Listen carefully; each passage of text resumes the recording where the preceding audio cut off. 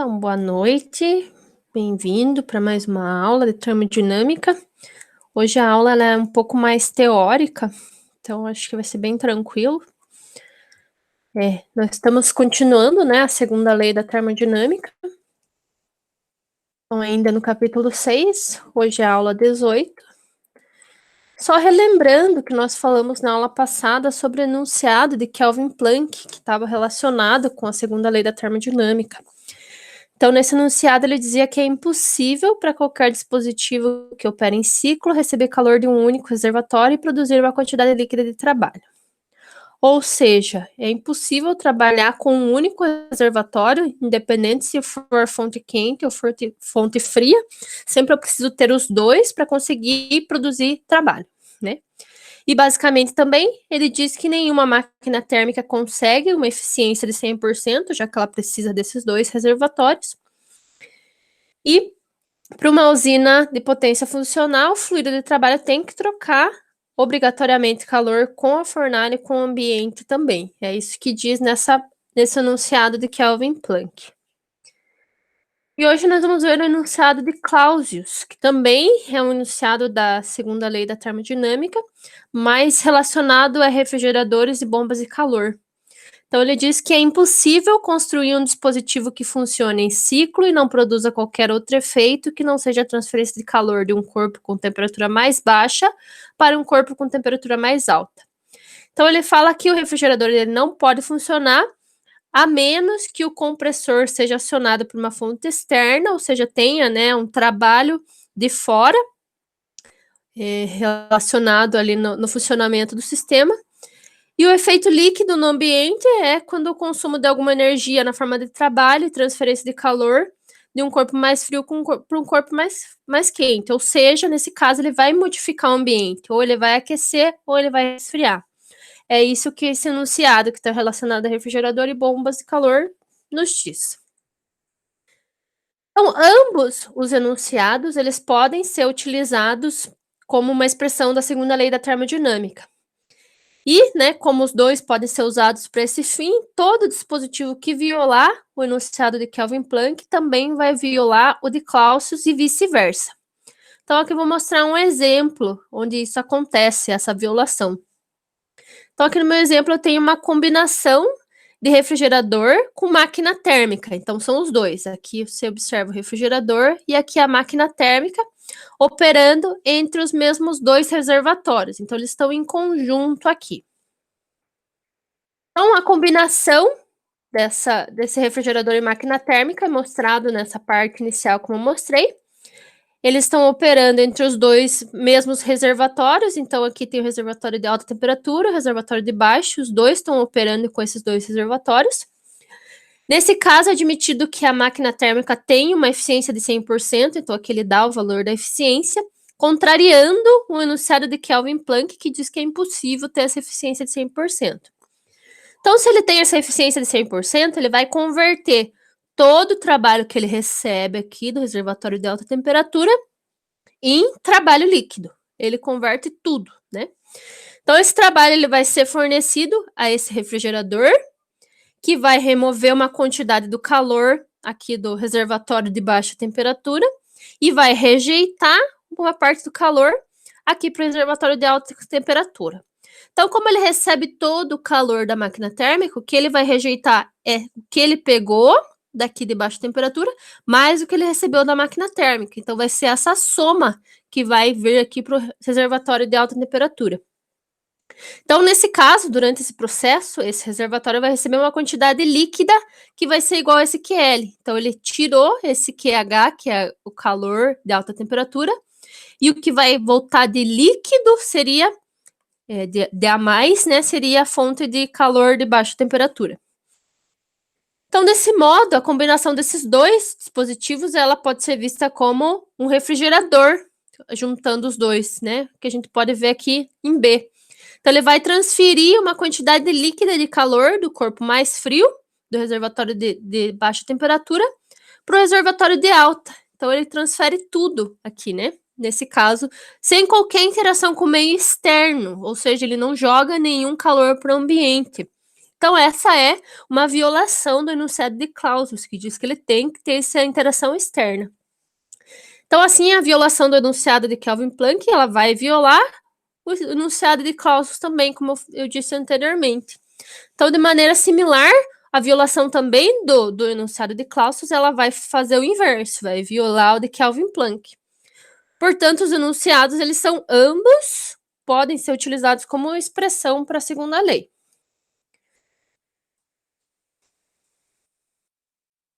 Até aí, tranquilo? Não, então, a gente falou nas últimas aulas, né, que um processo ele não pode ocorrer sem que ele atenda a primeira, deixa eu tirar aqui, a primeira e a segunda lei da termodinâmica. Se ele não atender essas duas leis, ele não ocorre. Mas qualquer dispositivo que possa infringir, mesmo que teórico, né, que vai ser teórico, qualquer uma dessas leis ele é chamado de moto contínuo. Então, apesar de muitas tentativas, não há registro, né, que um moto contínuo tenha funcionado, mas isso não impediu que as pessoas tentassem criá-las. Então, um dispositivo que viola a primeira lei da termodinâmica por meio da criação de energia do nada, né? Ele é denominado como moto contínuo de primeira espécie, que é o PMM1. Então, aqui tem um exemplo. Essa aqui é uma usina de vapor e a proposta dela é aquecer o vapor de água utilizando aquecedor a resistência instalado dentro dessa caldeira, e em vez de retirar como fonte de energia de combustível fóssil ou nuclear. Então, parte dessa energia gerada pela usina, ela deve ser utilizada para acionar os resistores, né, aqui dentro da caldeira, e a bomba também, que vai estar em funcionamento aqui. E o restante é tudo fornecido à rede elétrica como resultado líquido de trabalho. Então, o inventor que fez isso aqui, ele afirma que depois que inicia esse sistema, essa energia ela vai produzir eletricidade de forma infinita, sem exigir nenhuma entrada do meio externo. Então, essa invenção, ela basicamente resolve o problema mundial da energia, né, se ela funcionasse. Mas se a gente fazer uma análise dessa invenção, a gente consegue perceber que ela fornece energia para o meio externo de forma contínua, sem receber nenhuma energia. Então, ela viola a primeira lei da termodinâmica. Então, violando a primeira lei da termodinâmica, ela não funciona, né? Porque a energia ela acaba como se fosse surgindo do nada, nesse caso. Aqui tem um exemplo de um dispositivo que viola a segunda lei da termodinâmica. Então, ele é um moto contínuo de segunda espécie, chamado de PMM2. Então, analisando, né, essa ideia, imagine que é o mesmo inventor e ele viu que a energia ela não pode ser criada, né? Então ele sugere uma modificação para aumentar a eficiência térmica sem violar a primeira lei. Então, como mais da metade do calor que é transferido para o vapor na fornalha é descartado no condensador, né, que vai absorver esse calor e jogar para o ambiente, então ele sugere se livrar desse componente. Então, vamos tirar o condensador. Então, o vapor que vai ser gerado, ele vai direto para a bomba. Então, ele envia esse vapor para a bomba e assim ele deixa a turbina, como está mostrado aqui na figura. Então, dessa forma, todo o calor transferido para o vapor na caldeira vai ser convertido em trabalho. E assim, a usina ela vai ter uma eficiência teórica de 100%. Mesmo que eu considere alguma perda de calor ou atrito entre os componentes, eu posso dizer que a eficiência é aproximadamente 80%. Se a gente lembrar das últimas aulas, a gente falou dos valores de eficiência de alguns equipamentos. Então, variava entre 20% até 40%, né, no máximo. Então, isso aqui, se eu pegar um motor de automóvel que tem um rendimento de 40%, isso aqui já é o dobro, né? Então, nesse caso, esse moto contínuo de segunda espécie, ele vai trabalhar em ciclo, ele vai produzir uma quantidade líquida de trabalho, vai trocar calor apenas com um reservatório. Então, só tem a troca de calor com a caldeira, não tem a troca de calor com o ambiente.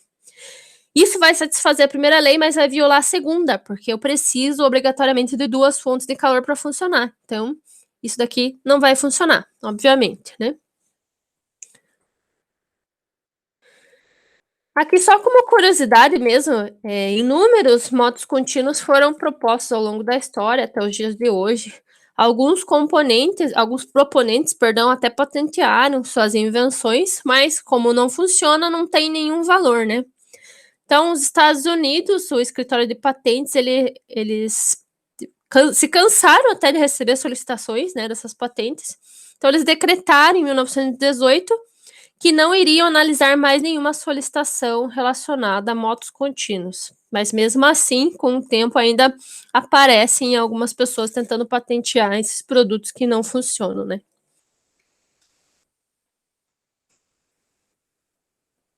Isso, aham. Daí, continuando, então, vamos falar um pouquinho agora sobre processos reversíveis e irreversíveis, para daí a gente conseguir entrar no ciclo de Carnot, tá? Então, a gente sabe, né, das últimas aulas, que a segunda lei da termodinâmica diz que nenhuma máquina térmica ela tem a eficiência de 100%. Mas se nenhuma tem esse valor de eficiência, qual que seria o valor de eficiência que uma máquina térmica pode ter, no máximo, né, que seria considerado o processo ideal? Então, antes de a gente falar sobre isso, a gente precisa definir primeiro o que seria esse processo ideal. O processo ideal ele é chamado de processo reversível. Então, a gente viu, né, que os processos que nós vimos anteriormente, eles ocorrem em uma direção específica. E na direção contrária, muitas vezes, eles não ocorrem. Né? Então, eles ocorrem dessa forma espontânea e quando eles não retornam, eles são chamados de processos irreversíveis. Seria o exemplo lá, por exemplo, da xícara de café, que ela esfria, né? Se ela estiver numa sala mais fria, mas ela não reaquece depois. Então, ela é um processo irreversível, ela não vai e volta, né? Então, o processo reversível, ele é definido como o processo que pode ser revertido sem deixar qualquer vestígio no ambiente. Ou seja, o sistema e o ambiente têm que retornar ao estado inicial no final desse processo inverso. Então, isso só é possível quando a troca líquida de calor e a realização do trabalho entre o sistema e o ambiente for zero para o processo combinado, que seria a junção do original e do inverso, digamos assim. É importante a gente dizer também que o sistema pode ser restaurado ao estado inicial, né? Tudo pode ser restaurado. Então, se a minha xícara estava numa temperatura, eu posso reaquecer de novo, né? Independente se o processo ser reversível ou não. Mas essa restauração ela tem que ser feita sem deixar nenhuma variação líquida na vizinhança. Então, quando o café resfria, ele aquece o ambiente. Daí, para isso ser reversível, eu teria que tirar calor do ambiente e esquentar o café ao mesmo tempo. E isso daí já não é possível, né? Então, esses processos, como eu falei, que não ocorrem, são irreversíveis. E, de forma geral, todos os processos que ocorrem na natureza são irreversíveis. Mas se tudo na natureza é reversível, por que estudar o processo reversível? Então, primeiro porque ele é fácil de analisar, né? Então, pois o sistema ele passa por uma série de estados durante o processo reversível, e a gente consegue analisar esses estados, né, cada um de forma diferenciada, um por um, então é fácil de analisar, de enxergar, e também ele serve como modelo ideal para comparação com processos reais. Então, a gente sempre tenta deixar um processo irreversível o menos irreversível possível, para que a gente tenha uma produção maior de trabalho, consumo, né, de calor menor, então, para ter uma eficiência maior de forma geral.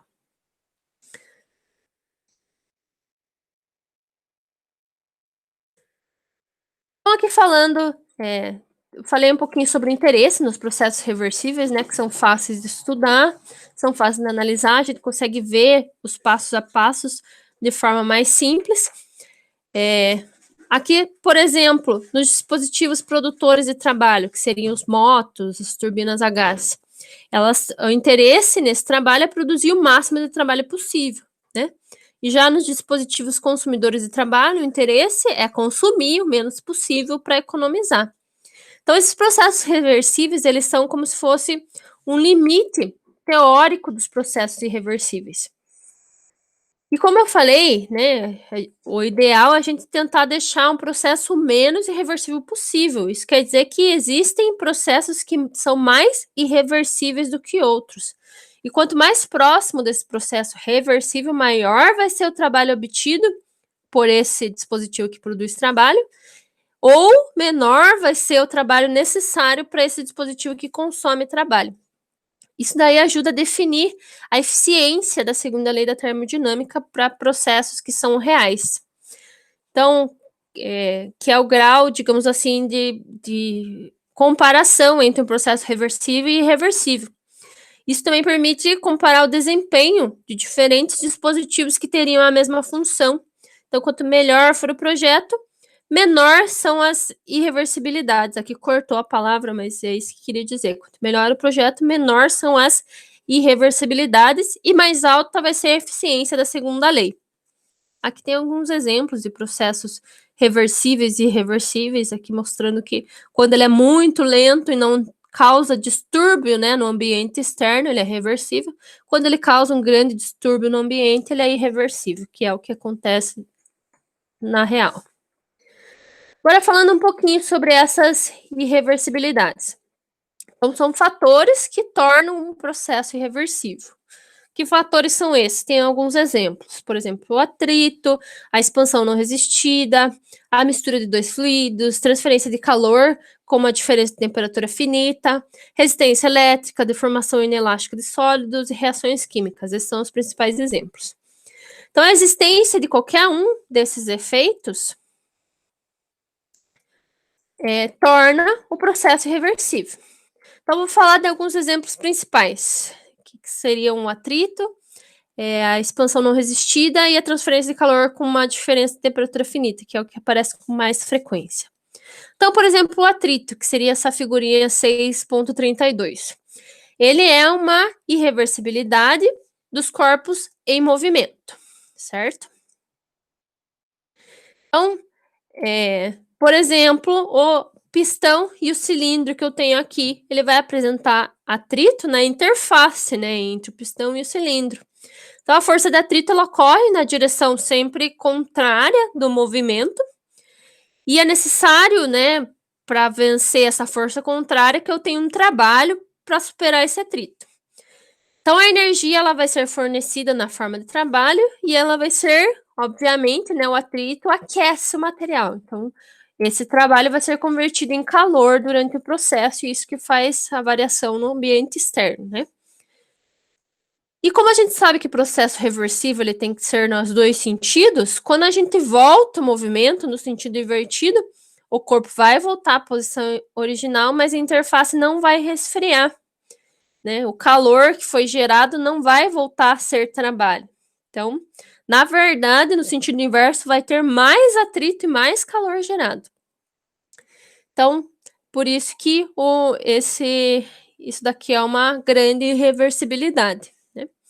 Além disso, também existe atrito entre fluido e um sólido, não é só entre sólidos. Por exemplo, no motor de um carro, aqui tem um exemplo de um carro que está andando, né, numa via, grande parte da potência do motor do carro é usado para superar o atrito da força de arrasto, como mostrado aqui, que seria entre o ar e a superfície externa, né, todas as partes do carro. Então, não é possível reverter esse processo e recuperar a potência perdida também, certo? Então, esse é o primeiro exemplo. Aí, continuando, o segundo exemplo é sobre a expansão não resistida de um gás, que seria esse exemplo aqui de baixo, esses 3 pistões.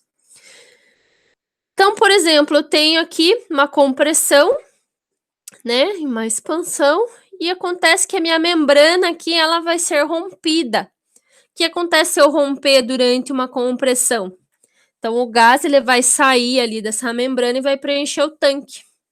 E a única maneira de restaurar o sistema, né, para o estado original é comprimir de novo para o estado inicial e tirar o calor até a temperatura inicial, porque quando eu comprimo ele esquenta. Se eu quebrar essa membrana e ele sair, ele vai expandir e vai resfriar, né?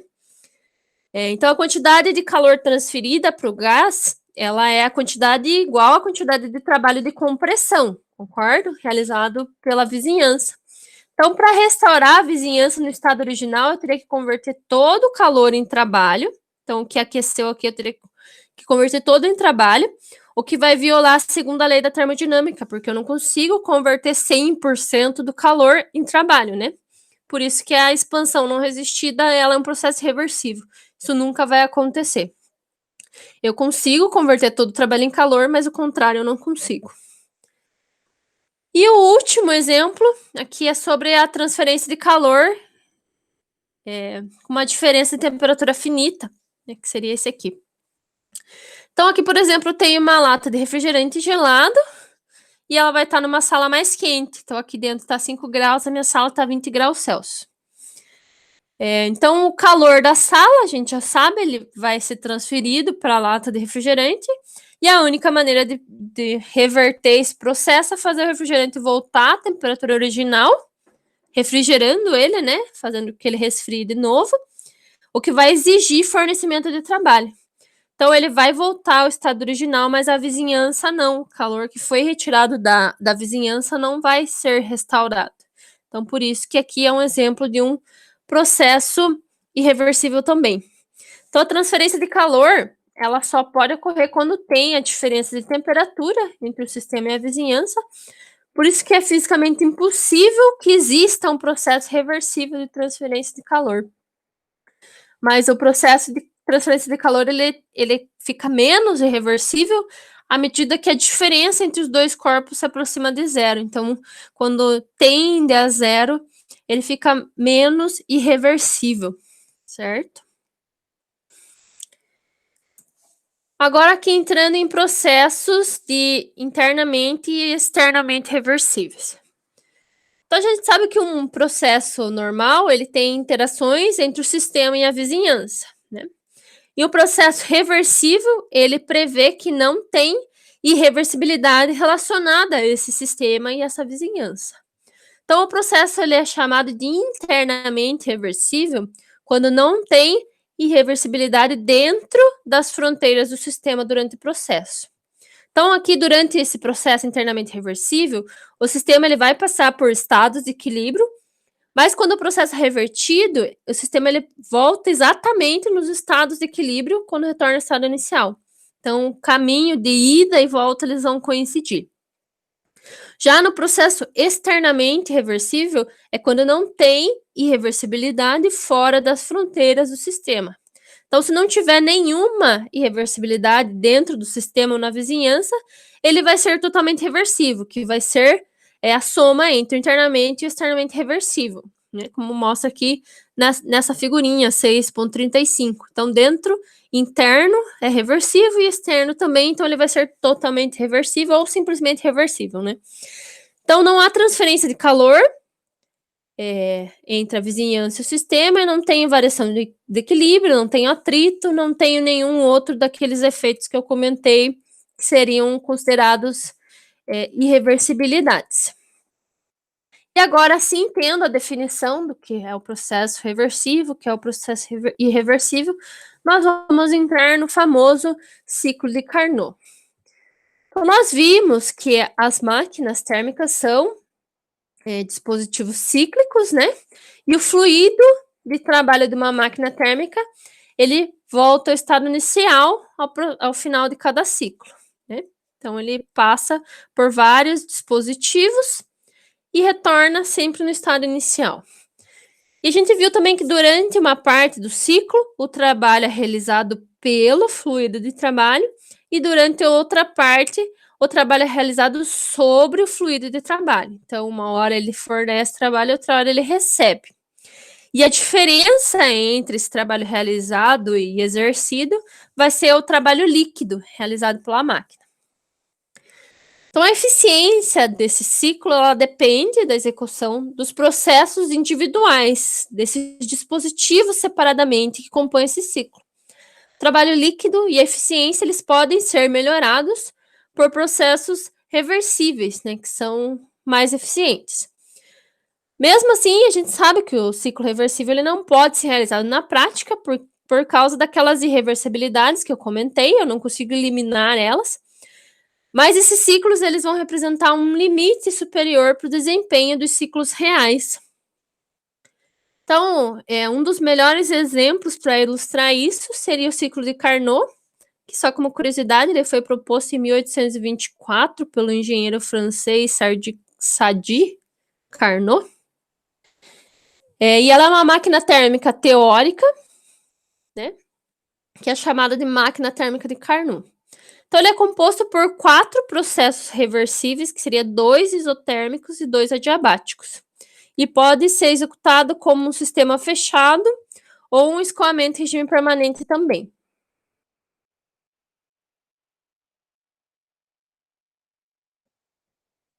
Então, se eu considerar ele um sistema fechado, composto, né, de um gás dentro de um arranjo cilindro-pistão, adiabático, como é mostrado nesse exemplo, eu vou ter sempre um isolamento, aqui vocês observam nos desenhos em B e C, que pode ser removido ou colocado em contato com o cabeçote para efetuar a transferência de calor. Então, aqui eu vou ter uma fonte de energia quente, depois isolo. Daí tem uma fonte de energia fria, depois isola. Dessa forma que acontece esse processo. Então, esses 4 processos reversíveis, eles vão formar o ciclo de Carnot, que seria a expansão exotérmica reversível, que é o processo 1 e 2. Aqui, nesse caso, a minha temperatura quente, ela vai ser constante. Então, nesse estado inicial, que seria o estado 1, como eu falei, essa temperatura, ela vai estar, esse cabeçote vai estar em contato com uma fonte quente. Então, esse gás ele vai expandir lentamente, realizando o trabalho, né, aqui nessa vizinhança. Então, ele vai gerar trabalho e vai expandir. E a temperatura desse gás ela é mantida constante e o processo, nesse caso, para ele poder ser reversível, né? O processo continua até que ele atinja a posição 2. Daí, depois, eu tenho a expansão adiabática reversível, que é o processo de 2 a 3, onde a temperatura quente ela vai cair, né? Porque eu vou tirar essa fonte quente daqui. Então, no estado 2, o meu reservatório que estava em contato com a fonte de energia quente, ele vai ser isolado. Vou pôr uma camada de isolamento aqui. Então, o sistema ele não troca mais calor, ele se torna adiabático e o gás continua a se expandir lentamente, realizando o trabalho, né, sobre a vizinhança até que a temperatura caia e estabilize no estado 3. Então, como o pistão ele vai ser sem atrito, por ser um processo ideal, o processo também vai ser reversível. Daqui na próxima parte, eu tenho a compressão isotérmica reversível, que é o processo de 3 a 4. Então, ele está aqui no estado 3, eu tiro o isolamento e coloco ele em contato com uma fonte fria. Então, o pistão ele vai realizar trabalho sobre o gás, ele vai diminuir, vai comprimir de novo, né? Então, ele vai comprimindo, realizando esse trabalho, e a temperatura, nesse caso, vai ser constante também, para deixar o processo reversível. Só que agora a temperatura é um pouco mais fria que a inicial, né? Então, ele vai reduzir até chegar nesse estado 4, que ele vai rejeitar o calor, né? Então, aqui nesse caso. Daí, por fim, eu tenho a compressão adiabática reversível, que seria a parte final, que daí eu vou retirar a fonte mais fria, colocar um isolamento de novo no cabeçote. Então, o gás aqui ele vai ser comprimido de maneira reversível e vai voltar ao estado inicial 1. Então, a temperatura vai subir da temperatura mais baixa para a temperatura mais alta, por causa desse isolamento aqui também, e vai voltar ao estado inicial. Então, assim, ele completa o ciclo. Aqui ilustrando para vocês o diagrama de pressão e volume. Então, ele mostra todas as etapas acontecendo, de 1 para 2, de 2 para 3, de 3 para 4 e voltando de 4 para 1. Então, que a gente tem as áreas, né, nesse gráfico. Então, a área sob a curva do processo, ela representa o trabalho de fronteira do processo internamente reversível. A área sob a curva 1, 2 e 3 é o trabalho realizado pelo gás durante a expansão. E a área sobre a curva 3, 4 e 1 é o trabalho realizado sobre o gás durante a compressão. Então, a área total, que seria 1, 2, 3, 4 e voltando para 1, é a diferença entre essas duas áreas e ela vai representar o trabalho líquido, né? E por ser um ciclo reversível, esse ciclo de Carnot ele vai ser mais eficiente, né? E dependendo dos dois limites de temperatura, então é a forma mais eficiente possível. Mesmo que esse ciclo não possa ser realizado na realidade, né? A gente consegue, a partir dele, tentar melhorar ciclos reais e torná-los menos irreversíveis também. Tranquilo até aí? Eu tenho também o ciclo de Carnot inverso. Então, a gente sabe que, por o processo ser reversível, ele pode acontecer nas duas direções, na ida e na volta, que a gente chama, né? Então, aqui nesse caso, relembrando lá os enunciados de Kelvin Planck de Calças, a máquina ela não pode operar trocando calor com um único reservatório. Opa, passei aqui um pouquinho.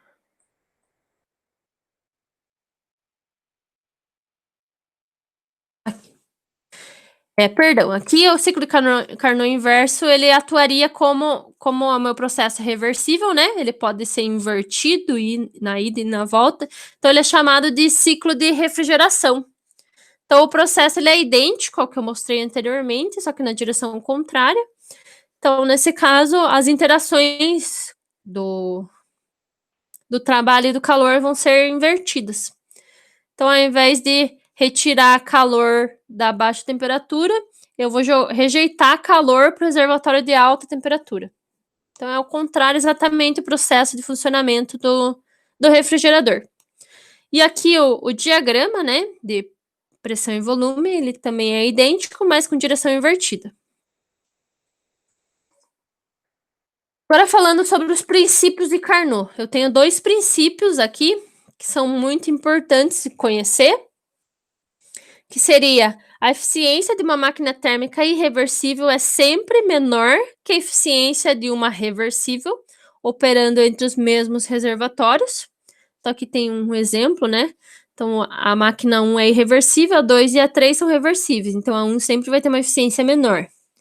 E o segundo princípio diz que a eficiência de todas as máquinas térmicas reversíveis operando entre os dois mesmos reservatórios é a mesma. Então, aqui as máquinas 2 e 3 são ambas reversíveis, elas têm que ter exatamente a mesma eficiência.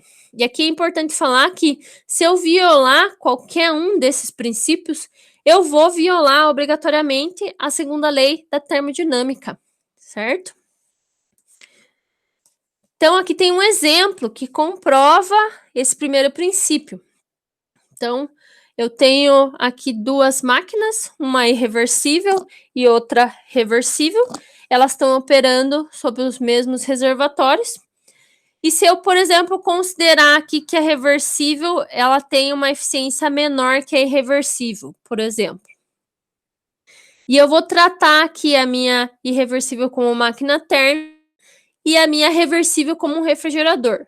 Então, imagine o seguinte, o refrigerador, percebam que essa linha pontilhada é invertendo o sistema, né? Então, esse refrigerador, ele será realizado um trabalho, então ele vai absorver esse trabalho e vai rejeitar calor para o reservatório de alta temperatura, que é a linha pontilhada. Então, ele recebe esse trabalho aqui da linha pontilhada e rejeita aqui para o reservatório de alta temperatura. Então, a minha máquina irreversível, ela vai receber a mesma quantidade de calor. Então, o que vem aqui do meu refrigerador, ela recebe, certo? E nesse caso, ela vai receber toda a quantidade de calor vindo da minha máquina reversível. Então, a troca de calor, nesse caso, nesse reservatório de alta temperatura, vai ser 0. Então, eu posso eliminar esse reservatório e dizer que vem direto daqui para cá, certo? Então, vem aqui do refrigerador para cá, porque tudo que ele recebe de trabalho, ele transforma em calor para minha máquina irreversível. Então, considerando o refrigerador e a máquina irreversível juntos, a gente vai ter uma máquina que produz trabalho líquido total, enquanto troca calor com um único reservatório, porque eu retirei esse reservatório de alta temperatura. Então, imaginem isso aqui, como se elas estivessem caminhando em conjunto, tivesse só uma máquina. Então, se ela está trocando calor com um único reservatório, isso vai violar um dos enunciados, que seria o enunciado de Kelvin Planck, né? Porque ela não pode trabalhar só com o reservatório, é isso que esse enunciado diz. Então, desse modo, como ela está violando uma das leis básicas, a gente diz que ele vai estar violando o princípio de Carnot também, certo? Então, trabalhando dessa forma, uma máquina irreversível ela nunca pode ser mais eficiente que uma máquina irreversível. E agora, imaginando o segundo princípio de Carnot, exemplificando. Imagine que eu substituo essa máquina irreversível por outra reversível que seja mais eficiente, porque o segundo princípio fala o seguinte: que as duas máquinas reversíveis trabalhando com os mesmos reservatórios, elas têm que ter obrigatoriamente a mesma eficiência. Mas se eu pegar uma reversível aqui e ela for mais eficiente, o que vai acontecer? Eu vou ter um trabalho líquido entre um e outro se eu juntar essas duas máquinas, né? Então, eu vou ter um trabalho maior dessa máquina que vai ter eficiência maior e um trabalho menor aqui. Vai gerar uma diferença também de trabalho, vai gerar um trabalho líquido, consequentemente, e vai acontecer exatamente a mesma coisa que aconteceu com essas duas máquinas. Eu vou eliminar esse reservatório de alta temperatura e eu vou deixar as duas juntas, gerando um trabalho líquido e trabalhando com um reservatório só, também da forma similar. E ainda assim consigo produzir trabalho líquido. Então, isso a gente sabe que não ocorre, né? Não pode acontecer, porque eu não posso novamente trabalhar apenas com um reservatório, porque eu estou violando novamente o enunciado de Kelvin Planck. Não sei se ficou claro mais ou menos essa parte. Bom, então falamos, né, sobre esses conceitos. Temos agora alguns exercícios do fórum, que são todos teóricos, em cima, né, desses conceitos que eu passei para vocês. Então, o primeiro fala sobre moto contínua. Os três últimos falam sobre processos reversíveis e reversíveis, para vocês darem uma pensada um pouco sobre o assunto. Tranquilo, pessoal? Ficou claro mais ou menos os conceitos que eu passei? É que bastante teoria, bastante coisa para falar, às vezes não sei se fica tão claro para vocês entenderem como fica para mim quando eu tô imaginando, né, o processo acontecendo. Mas daí na aula que vem a gente faz alguns exercícios, são bem simples os exercícios também desse capítulo. Mas a gente entra mais na parte de cálculo amanhã. Beleza, pessoal? Ficou alguma dúvida?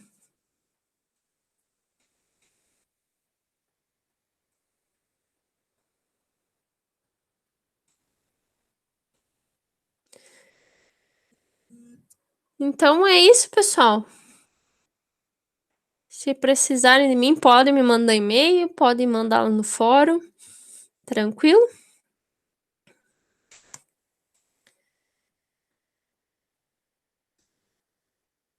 Então vou encerrar aqui a gravação.